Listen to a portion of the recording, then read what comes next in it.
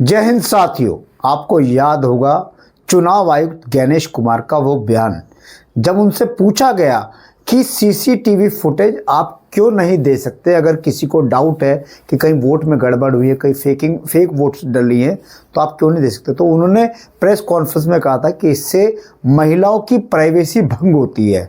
हम CCTV footage दे देंगे तो किसी महिला के निजता का हनन होगा। लेकिन दूसरी तरफ राजस्थान के निर्वाचन आयोग ने एक अजीब सी घोषणा करी है। उन्होंने कहा है कि अब राजस्थान में जो लोकल बॉडीज इलेक्शन होंगे उसमें महिलाओं का चेहरा देख के ही उनको वोट करने की इजाज़त होगी। इसका मतलब कोई भी महिला बुर्का पहन के वोट नहीं कर पाएगी, कोई भी महिला घूंघट ओढ़ के वोट नहीं कर पाएगी।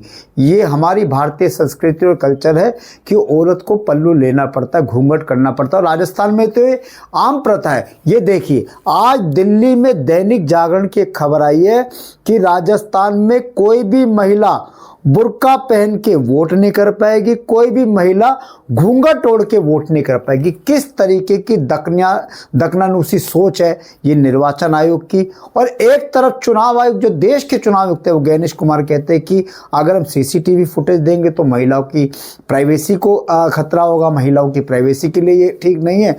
और दूसरी तरफ राजस्थान का चुनाव आयोग इस तरीके के एक तुगलकी और मनमाना फैसला और एक मनमाना डिसीजन देता है, ये बिल्कुल गलत है।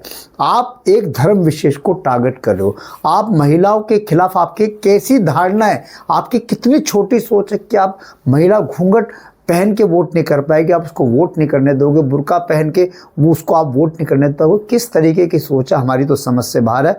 और एक अजीब सा फैसला हो रहा है कि लोकल बॉडीज इलेक्शन में वही आदमी चुनाव लड़ पाएगा, वही महिला चुनाव लड़ पाएगी जिसकी कम से कम जो है वो मैट्रिक पास होगी।